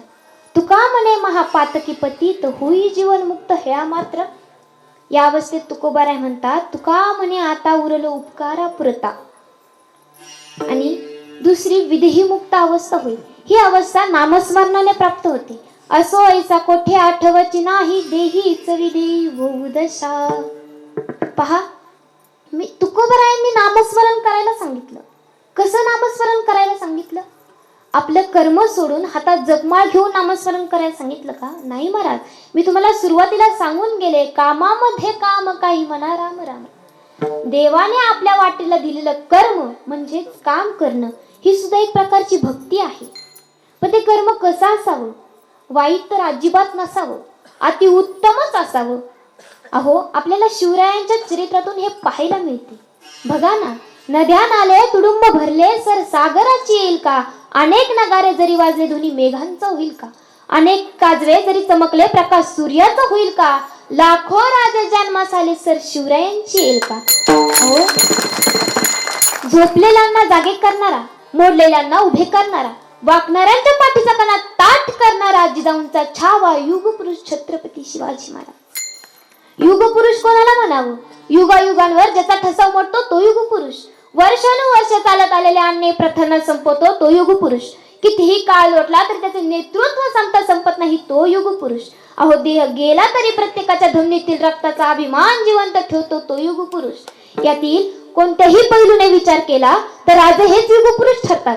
राजे कोण होते? राजे जावळी मोरे यांचा पराभव करणारे राजे, राजनाच्या पाटलाची खोड मोडणारे राजे, स्वराज्याची स्थापना करणारे राजे, पन्हाळ्याच्या वेळेतून सुटणारे राजे, 111 किल्ले आणि 32 मणी सोन्याचे सिंहासन उभे करणारे राजे. अशा कित्येक घटना सांगाव्यात राजांच्या पराक्रमाच्या. राजांनी सैन्य लढवले नाही तर राजांनी माणसे लढवली. हे राज्य माझे आहे या भावनेने इथली अंतकरणे भरून टाकली. काटक मावळ्यांना स्वराज्याचे निष्ठावंत पाईक बनवले. शत्रूच्या आक्रमणाला तोंड देण्यासाठी आरमार उभी केली. गनिमी काव्याचा सिद्धांत अनुसरला. गोरगरिबांना सुखी केले, शेतकऱ्यांना सुखी केले, अष्टप्रधान मंत्रिमंडळ सुखी केले. महाराज राजांनी दिलेल्या आज्ञापत्रांचा अभ्यास केला तर राजे एवढे प्रजादक्ष होते लक्षात येईल. राजे रात्री जनतेला झोपताना दिवे मालपून झोपण्याची आज्ञा देतात. का? तर वातीच्या उमेशीने एखादा उंदीर येईल आणि वाद घेऊन जाईल. काय होईल? वातीच्या ठिणगीने गंज पेटेल आणि शेतकऱ्यांचे नुकसान होईल. इतके प्रजेचे हित पाहणारा राजा एकमेव छत्रपती शिवाजी महाराज. अहो, राजांच्या काळात जातीभेदाला धाटा नव्हता. या राजांनी स्वतःच्या धर्माचा अभिमान बाळगला पण दुसऱ्याच्या धर्माचा कधी अपमान केला नाही. मदारी मेदर काजी मुस्लिम सेवक राजांचे जीव की प्राण होते. अहो, सुरतेच्या लुटीत सापडलेली पुराणाची प्रत राजे सन्मानाने मुस्लिम सेवकांच्या हाती सोपवतात आणि त्याच मुस्लिम सेवकांच्या प्रार्थनेसाठी राजधानीवर मस्जिद बांधण्याची आज्ञा देतात. मराठी भाषा जिवंत राहावी म्हणून त्या काळी मराठीवर होणारे फारसी आक्रमण रोखण्याचा प्रयत्न केला. अहो, राजांनी भाषा व्यवहार कोश बजावून केला. आपल्यानंतरही आपले राज्य व्यवस्थित राहावे इतकी स्वराज्यनिष्ठा इथल्या मावळ्यांमध्ये भरवली. आज पुन्हा या महाराष्ट्राला राजांच्या राजनीतीची गरज आहे. अहो, राजनीती, युद्धनीती, तत्वनीती या तिन्ही दृष्टींनी राजांचे कार्य अतुलनीय आहे आणि त्याचमुळे आज या महाराष्ट्राला पुन्हा या राजांची गरज आहे. का? स्वराज्य आहे पण सुराज्य हरवत चाललंय. उजाडलंय पण सूर्यच दिसत नाही. भ्रष्टाचाराला ऊत आलाय. स्त्री अन्यायाच्या बातम्या दिवसेंदिवस वाढत आहेत आणि देशप्रेमापेक्षा स्वराष्ट्रनिष्ठेपेक्षा स्वतःच्या स्वार्थाला कपटणारी माणसं दिसत आहे. आतंकवादाने मुंबई पुन्हा पुन्हा आदरत आहे आणि त्यामुळे या क्षणाला राजांच्या विचारांची खूप गरज आहे. राज्यांच्या विचारांची माणसं सगळ्यांच्या मनात भरवण्याची खूप गरज आहे. म्हणून इतकेच म्हणूयात, झुकल्या तुकल्या माना मरगळलेल्या आहेत प्राण, झुकलेल्या नजरेस पुन्हा भरवाय स्वाभिमान. हर हर महादेवाची ललकारी द्या आणि शिवचरित्राची प्रेरणा घ्या महाराज. अहो, जीवनात त्याग म्हणजे काय असते जर पाहायचं असेल तर समोर इतिहास आणा भरजी नाईक यांचा. 10 दिवस अन्न पाण्याशिवाय राहायचे. महिनाभर एकाच झाडावर दबा धरून बसायचे. धावायला लागले तर वाऱ्याच्या कान फटीत मारल्यासारखे धावायचे. पुराच्या डोहात खुशाल उडी मारवायचे. तलवार, भाला, पट्टा, विटा, धनुष्याचे काही चालवायचे. समोर महासागर येऊ दे नाही तर शत्रूचा पूर. अहो, शत्रूच्या राणीवशात जाऊन राहू शकतो तो खुद्द औरंगजेबाच्या दरबारात जाऊन त्यालाच कवाले ऐकून बक्षीस घेऊन यायचे. ते म्हणजे भरजी नाईक. माणूस म्हणाल तर माणसाचा एकही गुण नाही आणि जनावर म्हणाल तर दिसतो माणसासारखा. मोठमोठ्या गोष्टीत अचूक निर्णय, स्वतःच्या देखरेखीखाली प्रत्यक्ष घोडदौड. हा भरजी नाईक जणू शिवाजी महाराजांचा तिसरा डोळाच होता. शिवराय अनेक मानतात की राजांच्या राणीवशात जर जिजाऊ मासाहेब सोडून कोणी विनापरवाना घेऊन जाऊ शकत असतील तरी म्हणजे भरजी नाईक. इतका विश्वास होता महाराजांचा नाईकांवर. पाची पातशाहींना चारी मुंडी चित्त करून जेव्हा महाराज राज्याभिषिक्त झाले तेव्हा सुद्धा भरजी नाईक समोर येऊ शकत नव्हते. इतकी गुप्तता पाहत होते नाईक. अहो, महाराजांचा राज्याभिषेक सुरू होता आणि महाराज मुक्त हस्ताने गरीब फकीरांना उंजळ भरभरून द्रव्यदान देत होते आणि त्याच गरीब फकीरांच्या रांगेत एक म्हातारा हुंदके देऊ देऊ रडत होता. अहो, महाराजांना डोळे भरभरून पाहत होता. पण जेव्हा महाराजांनी त्या गरीब फकीराकडे पाहिले तेव्हा मात्र महाराजांच्या अश्रूंचा बांध फुटला. अहो, ओठावर मिशा नव्हत्या तेव्हापासून भरजी नाईक आणि शिवाजी महाराजांनी स्वराज्याची स्थापना करण्याचे स्वप्न पाहिले होते. आज मराठेशाही स्थापन होत आहे. राज्य आनंदात आहे. परंतु आजवर ज्याने सारी संकटे आपल्या छातीवर झेलली तो भरजी फकीर होऊन याचकांच्या रांगेत उभा आहे. काय म्हणावं या प्रकाराला? कसली वेडी का खुळी माणसं असतील. अहो, एखाद्या मंदिराला फरशी दान केले तर त्याच्यावर साऱ्या घरादाराचे नाव टाकणारे तुम्ही आम्ही समजू शकू का त्या भरजीच्या काळजाला? अहो, स्वतःच्या बायकोला देखील शेवटपर्यंत माहित नव्हते की ज्याच्यासोबत आपण 7 जन्माचे बंधन मानले आहे तो स्वराज्याचा गुप्तहेर आहे. कसली कमालीची गुप्तता पाहत होते नाही. अहो, राजे त्यांना देत तर काय होते? काहीच नाही. प्रत्येक मोहिमेत जीवाचा प्रश्न माघारी येईल का नाही याची शाश्वती नव्हती. ही वेडीखुरी माणसे कशासाठी जगली असती, का जगली असती? या प्रश्नाचं उत्तर ज्याला मिळालं त्याच्या आयुष्याचं सोनं झाल्याशिवाय राहणार नाही महाराज. पहा, एवढा त्याग जीवनात असावा, एवढी निष्ठा जीवनात असावी आणि चांगलं कर्म करणं सुद्धा जीवनात असावं महाराज. असो, यथामती यथावकाश चिंतनावर बोलण्याचा प्रयत्न केला. जे चुकीचं असेल ते माझ्या अल्पबुद्धीचे दोष आणि तुमची मुलगी म्हणून मला समजून घ्या, आणि जे बरोबर असेल ते माझ्या गुरुवर्यांचं, महाराष्ट्रातील नामांकित कीर्तनकार, समाज प्रबोधनकार, भागवताचार्य हबप नागेश्वरीताई झाडे व आमचे बाबा मृदुंगाचार्य हबप सुभाष महाराज झाडे यांचे आहे. पहा, इथं जेव्हा आले आधी थोडी मनात भीती होती, पण तुमच्या सर्वांकडे पाहिल्यावर माझ्या मनात आनंद आला. माझी भीती दूर झाली महाराज, फक्त आणि फक्त तुमच्या सगळ्यांमुळे, तुमच्या सर्वांच्या साथीमुळे.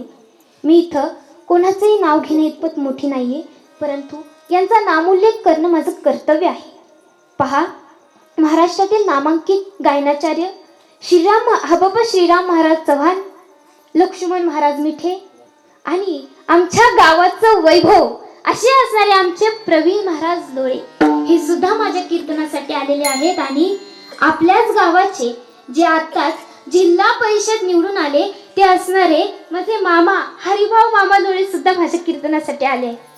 मला खूप आनंद झाला जेव्हा ते माझ्या समोर आले. पहा, मी भावनिक होत आहे, पण नाही होणार, मला पुढे बोलायचंय. पहा, आपल्याच गावातील एक वैभव जे आता आपल्यात नाहीये असे असणारे प्रताप बाबा लोळे, त्यांचं माझ्यावर अतिशय प्रेम होतं महाराज. त्यांच्या शेवटच्या काळात त्यांनी माझ्या वडिलांना आणि मला बोलवलं. पहा, आम्ही आळंदीला जात असताना त्यांच्याकडे गेलो. त्यांनी मला भरपूर असे ग्रंथ दिले महाराज, भरपूर विचार सागर, ज्ञानेश्वरी, भरपूर जे म्हणू नका ते सर्व दिलं. अहो, त्यांच्या स्वतःच्या वैयक्तिक डायऱ्या सुद्धा त्यांनी मला दिल्या. आणि त्यांची एक अतिशय गोड सवय होती की ते पेपर ते सर्व वाचतात. त्यांना जर त्या पेपरातला एखादा लेख आवडला तर ते त्याचं कात्रण काढायचे आणि त्या वहीमध्ये ठेवायचे. मी पाहिलं, मला खूप आनंद झाला की बाबा आपल्या गावामध्ये असं एक कोणतरी व्यक्ती होतं की ज्याचं व्यक्तिमत्व अतिशय प्रेमळ, निस्वार्थी, प्रामाणिक आणि परमार्थिक होतं महाराज. ते जर आज असते तर नक्कीच माझी पाठ थोपटली असती. आज मला त्यांचीच कमी भासत आहे.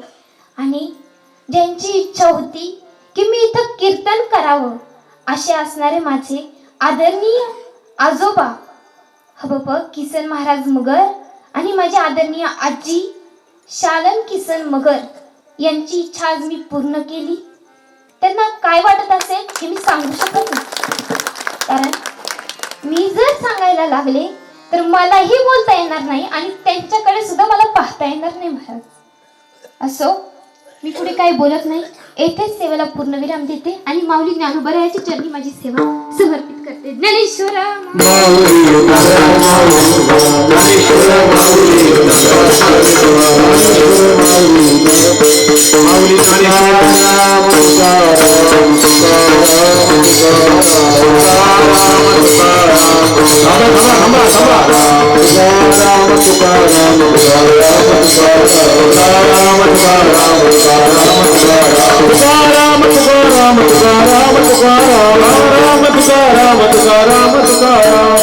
पहा, आपण आपल्या माणसांना विसरत असतो.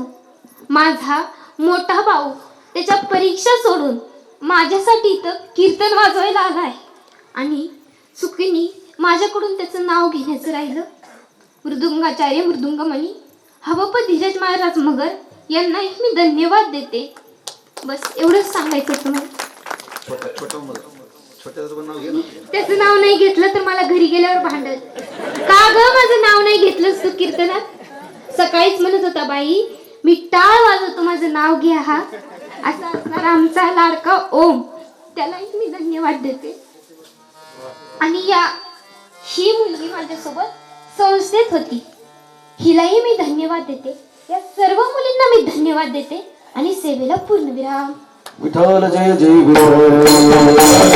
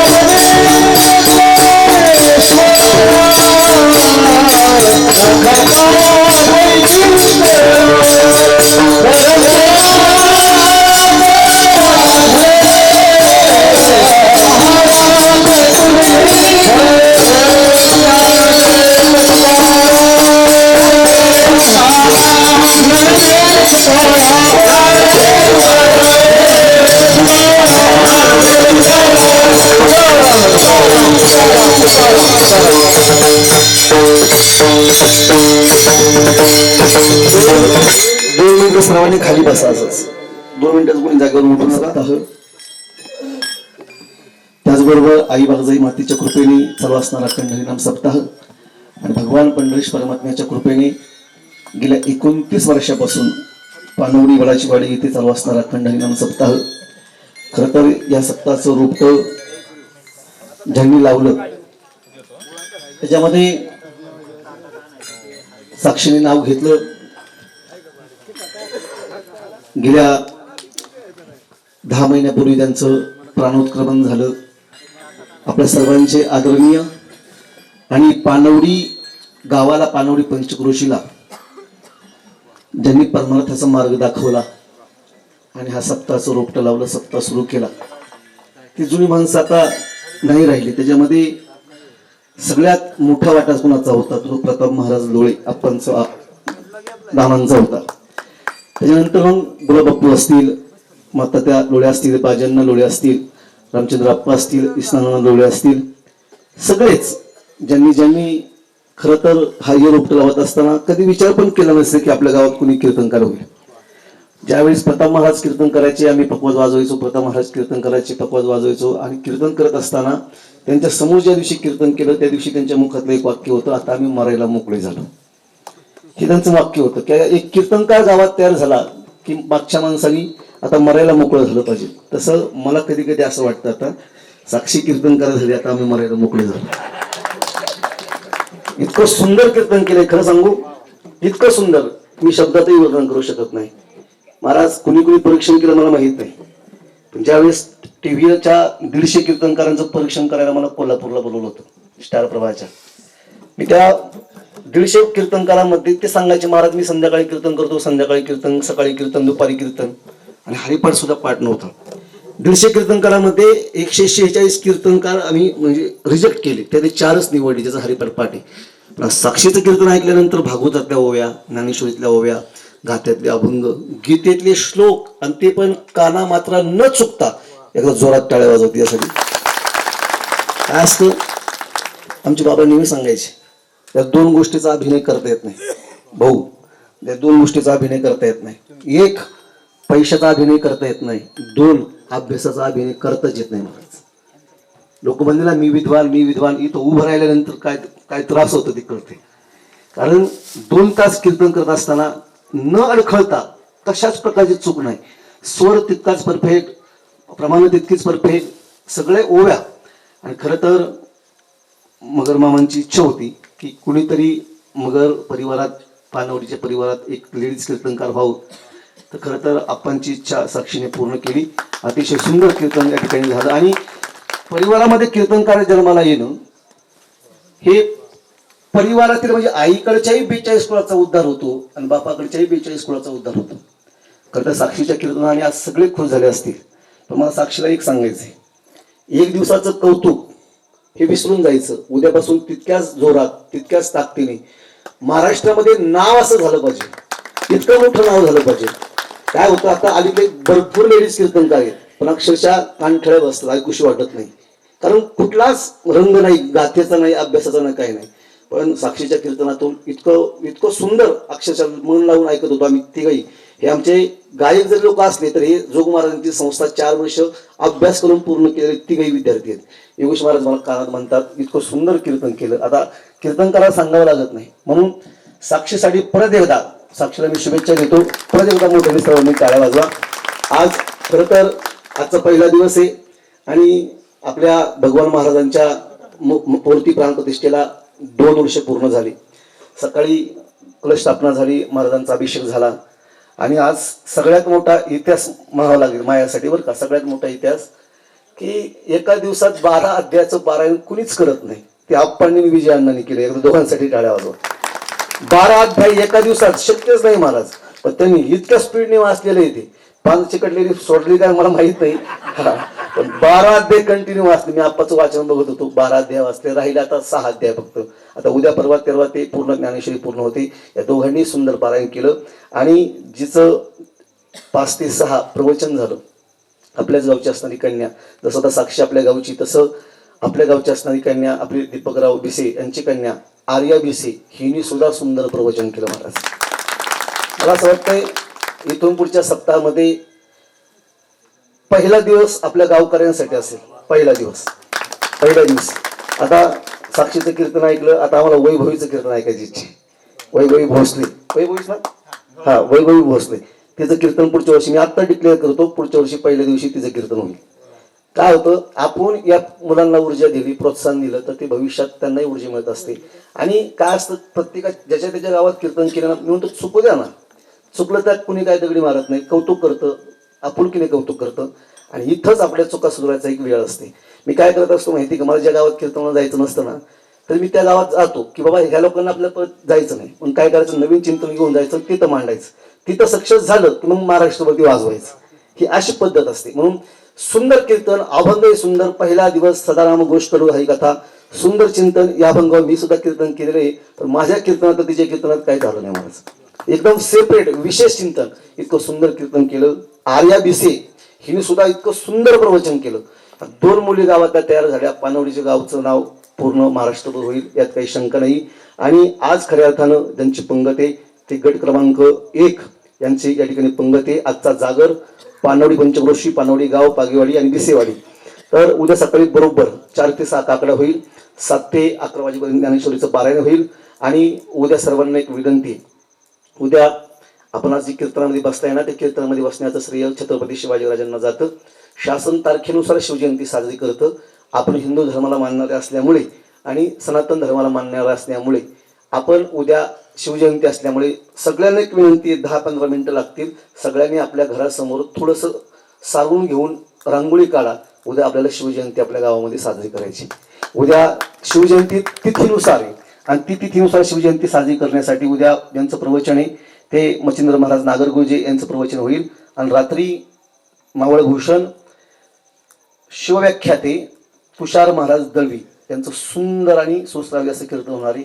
आजचे कार्यक्रम थोडेसे लेट होत गेले, परंतु उद्या हे सगळे कार्यक्रम वेळेमध्ये होतील. आणि आपल्या सर्वांच्या वतीने पुरुष एकदा आपल्या पानवडी गावामध्ये आता कीर्तनकारही झाले आणि पानवडी गावाचं नाव राजकीय क्षेत्रामध्ये मोठं झालं. असे असणारे आपल्याच गावचे असणारे सर्वांचे लाडके आदरणीय भाऊ जिल्हा परिषदेवरती निवडून आले. सर्वांच्या वतीने पाहूनला द्यावे तितके धन्यवाद. पुढे येता खरं तर सोपं नाही महाराज. गावातून आता असं एक मी परवा दिवशी त्या दिवशी म्हणलं बोललो वरती की आपल्या गावाला येड्यात काढायचे लोक. काय झालं की म्हणायचे पानवडीवरून आलो नाही. आता लोक असं म्हणायचे लोक, मला पण म्हणायचे. आता आम्ही ज्यावेळेस कीर्तनाला जातो त्यावेळेस येड्यात काढत नाही. भाऊंचं नाव आम्ही सांगतो, आमचं नाव भाऊ सांगतात. कुठेतरी लोळे कंपनी, मगर कंपनी, बिसे कंपनीचं नाव ज्यावेळेस तालुक्यात होतं, तालुक्याच्या बाहेर होतं ना, कौतुक वाटतं. काय त्याचं कारण सांगतो की कशाही प्रकारची रेंज इथे नसताना चारी बाजूने डोंगर, खेड्यागावामध्ये आपण इथे सगळे फक्त एक सांगू ठरवलं तर सगळं काही होऊ शकतं. म्हणून आज आपला कार्यक्रम इतका सुंदर होतोय. भाऊ या ठिकाणी उपस्थित राहिले, आदरणीय तात्या उपस्थित राहिले, सगळेच मी तर म्हणतो जितके साक्षीवरती प्रेम करणारे आपल्या गावातले सगळे नातेवाईक, अपतिष्ठ, पाहुणे मंडळी, पप्पू शेटने सगळेच गोळा केलेत. कारण कौतुक आहे. स्पीकरवाले गोळा केले, शूटिंगवाले, कॅमेरेवाले, हे एक कौतुकाचा सोहळा आहे. आणि हा सोहळा प्रत्येकाच्या भाग्याला लाभावा असं मी या ठिकाणी इच्छा व्यक्त करतो. आणि परत एकदा सर्वांना विनंती अशी करतो की आपण आज पहिला दिवस आहे त्यामुळे मला माहिती आहे वेळ झाली 9:45 वाजता. आपल्या डोक्यात 10चा टायमिंग असतोच, परंतु एक भाऊंना विनंती आहे की 2 मिनिटं आपण साक्षीला हरी शुभेच्छा जागराचा आज पहिला दिवस संपूर्ण पानवडी खोऱ्यामधील पहिला दिवसात चालू आहे. तो पुढे 10-12 दिवस चालणारच आहे. या निमित्तानं वडाचीवाडी येथे पहिल्या दिवसाचं कीर्तन आपल्या गावची कन्या आणि जिने आता सुसज्ज वाणीमध्ये चांगल्या प्रकारचं आपल्यासमोर प्रवचन रूपी सेवा केली, कीर्तन रूपी सेवा केली आणि शिवाजी महाराजांच्या बद्दल अगदी थोड्याच वेळामध्ये तर सर्वांच्या अंगावरती काटा येईल अशा पद्धतीचं व्याख्यान त्यांनी या ठिकाणी केलं. ते आपले सर्वांची लाडकी हबब साक्षी महाराज मगर. खऱ्या अर्थानं मगर आप्पांना देवादेवढे धन्यवाद थोडे देत, कारण त्यांनी 25 वर्ष मला जवळजवळ वारी केली आणि अजूनही ते त्या ठिकाणी वारीचे चाहते आहेत. कारण खऱ्या अर्थानं पांडुरंगाची सेवा करणारं हे कुटुंब आणि या कुटुंबामध्ये उपदाजींनी त्या ठिकाणी आपल्या 3 मुलांना, मग त्या ठिकाणी साक्षी असेल, धीरज असेल, आमचा ओम असेल. ओम तो माझा फार लाडका आहे आणि तो आळंदीला राहतो का याची शंका होती, पण तो राहिला. खऱ्या अर्थानं जिद्द असेल तर निश्चित त्या ठिकाणी आपल्याला पाहायला मिळतं. आणि त्याचप्रमाणे दीपक बिशांनी सुद्धा आपली दोन्ही मुलं आर्या असेल, संग्राम असेल, यांनाही त्या ठिकाणी बालकीर्तनकार माऊली संस्कार शिबिरामध्ये त्या ठिकाणी पाठवून त्या ठिकाणी त्यांनी त्या ठिकाणी आपल्या मुलांना सांप्रदायिक क्षेत्रामध्ये पाठवलं. आपल्या गणेश बिशांचा श्री आहे, कोकऱ्यांची मला वाटतं वैष्णवी आहे, प्रतीक्षा. त्याच्यानंतर आता मला इथं पाहिलं आमच्या प्रवीणाच्या दोन्ही मुली आणि अस्मिता निश्चित पुढं हवं पोहोचतील असं वाटतं, कारण त्या उभ्या राहून त्या ठिकाणी टाळ वाजत होत्या. म्हणजे खऱ्या अर्थानं प्रताप महाराजांची आठवण होतेच, कारण ती भाऊ झाली, आम्ही भाऊ झालो. पण प्रवीण महाराज तुम्ही थोडंसं चुकलात बोलायला, कारण साक्षी कीर्तन करते म्हणून आनंदी जाणं योग्य नाही, ही वेळ नाही. त्यामुळे तुम्ही आम्हाला अजूनही हवे आहोत गावाच्या पुढच्या भवितव्यासाठी आणि गावाच्या कुठल्याही एखाद्या थोडं चांगली संधी मिळेल पुढं ती पाहण्यासाठी तुम्ही या ठिकाणी असावं. कारण पुरंदरभूषण म्हणून तुम्ही त्या ठिकाणी काम करतात, संपूर्ण महाराष्ट्रात तुम्ही कीर्तनकार करता. कारण तुमच्या सानिध्यात जसं तुम्ही आमच्या काकीने आणि आप्पांनी एक तळहाताच्या पडासारखं तुम्हाला सांभाळला आणि त्या ठिकाणी आळंदीला पाठवलं. तुम्ही लहान वयामध्ये आळंदी राहिला, आमचा अमोल निघून आला, त्याला आम्ही पाठवलं होतं, तोही निघून आला. पण तुम्ही थांबलात आणि गावाचं नाव उज्ज्वल केलं, कुटुंबाचं नाव उज्ज्वल केलं. तुमचं या ठिकाणी कौतुक आहे. खूप वेळ झाला आहे, बरंचसं बोलणं उचित ठरणार नाही, पण तुमच्या सर्वांना धन्यवाद देतो की तुम्ही 15 दिवस कुठलीही पर्वा न करता भाऊ भेटतोय का, बोलतोय का, काय म्हणतोय का याची पर्वा न करता. मी तात्यांजवळ वैतागायचो किंवा तुम्ही वयस्कर माणसांना शिकवत नका आणू, आमचे पक्का पाय लंगडत एका ऑपरेशन करू येतो चालतोच वाईट आमचे काशीनाथ भाऊ आहेत, अशी सगळीच मंडळी. खऱ्या अर्थानं तुम्ही संपूर्ण हे श्रेय तुम्हाला संपूर्ण पानवडेकरांना जातं की मी ज्या ठिकाणी जिल्हा परिषद जातो उद्या 18 तारखेला पहिल्यांदा प्रवेश करणार आहे. निश्चित तुमच्या सर्वांच्या आशीर्वाद, अपेक्षा, इच्छा घेऊन त्या ठिकाणी जातोय आणि निश्चित गावाचं नाव उज्ज्वल करण्यासाठी जिल्हाभरामध्ये गावाचं नाव उज्ज्वल होईल असंच काम त्या ठिकाणी करेल असे आपल्या सर्वांना पांडुरंगाच्या या ठिकाणी प्रार्थना करून सांगतो. आणि पुन्हा एकदा साक्षीला आणि आर्याला त्याबरोबर संपर्क आता धीरज आहे, ओम आहे, संग्राम आहे, श्री आहे, प्रतीक्षा आहे, हे गावच्या मुलं आहेतच, पण या क्षेत्रामध्ये काम करणारे सगळेच आता या ठिकाणी दिदीच्या मैत्रिणी आल्या, त्यांना सुद्धा एक आपल्या कुळाचं, आपल्या गावाचं, आपल्या नावाचं वैभव तुम्ही पुढं वाढवावं हे तुम्हाला सदिच्छा शुभेच्छा देतो आणि गण थांबतो. हरिओम. आज इतकं सुंदर कीर्तन ज्यांनी केले साक्षी मगर, तिचा या ठिकाणी सन्मान होतोय. तिचा सन्मान करण्यासाठी या ठिकाणी बापूदाजी मगर, नामदेवदाजी मगर या दोघांना विनंती. हरी विठ्ठल श्री ज्ञानदेव तुकाराम पंढरीनाथ भगवान की जय, मौली ज्ञानेश्वर महाराज की जय. या ठिकाणी आर्या महाराज बीसी यांचा सन्मान झालेला आहे. प्रिया महाराज जीव सन्मान करण्यासाठी पुढे या. त्याचबरोबर माधुरी आनंदाचाही दिवस आहे. पहिला दिवस आहे तुकाराम महाराजांचा वैकुंठ गमन सोहळा आहे. आपल्या भगवान महाराजांचा द्वितीय वर्धापन दिन सुद्धा आहे. तेव्हा आज किसन महादेव मगर यांच्या नावाने हा दिलं. यांच्या नावाने ते प्रवीण तानाजी लोळे शिवसेना सचिव तालुका प्रमुख या ठिकाणी त्यांच्या वतीने ट्रॉफी आणि गावच्या वतीने शॉल श्रीफळ आणि सन्मान चिन्ह महाराज देण्यात असं थोडस पुढे या तुम्ही बघू इकडे आले. या ठिकाणी शिवदाप्पा लोळे यांच्याकडून 500 रुपया देणगी आलेली आहे. दक्षिणा बक्षीस साक्षीला आणि तुकाराम मस्कू लोळे यांच्याकडून 500 रुपया साक्षीला आणि 500 रुपया आर्याला. कौतुक करा. पैसा महत्वाचा नाही, ती ऊर्जा असते, ते प्रेम असतं. आपणही सर्वांनी या ठिकाणी सहकार्य करायचे. जी दक्षिणा तर ती दक्षिणा किसन महादेव मगर यांच्या वतीने पुन्हा आपल्या भगवान सेवा तरुण मंडळाच्या सप्ताह कार्यासाठी रिटर्न त्यांनी दिलेली आहे. धन्यवाद. 5001 रुपयाचं जे पाकिट आहे ते आपल्याला रिटर्न आलेले आहे आणि देणगी आलेली आहे. आणि हरिभक्तपर्यंत साक्षी महाराज मगर या आर्या बिसे हिला सुद्धा आणि साक्षी मगर हिला सुद्धा 501 रुपयाचं या ठिकाणी बक्षीस देण्यात येत आहे. याचे आपण समोर या ठिकाणी आपल्या हस्तेच बक्षीस या ठिकाणी द्यायचंय.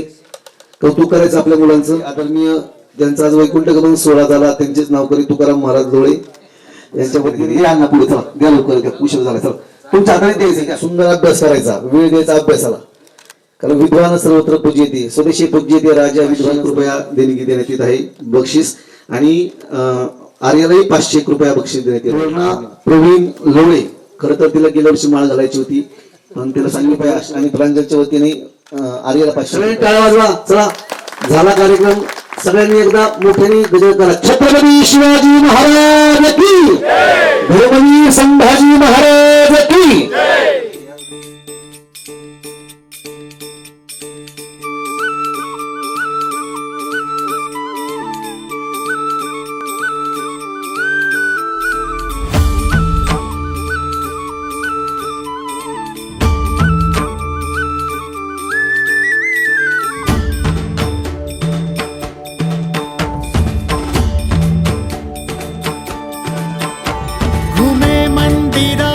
मृदुंगाची थाप बनी देही माझ्या विठू माय बाप टाळची पळ्यांच्या संग विठू नामात दंग नाद नभी उधळला गजर माऊलीचा गजर माऊलीचा गजर माऊलीचा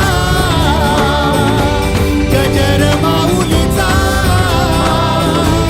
गजर माऊलीचा.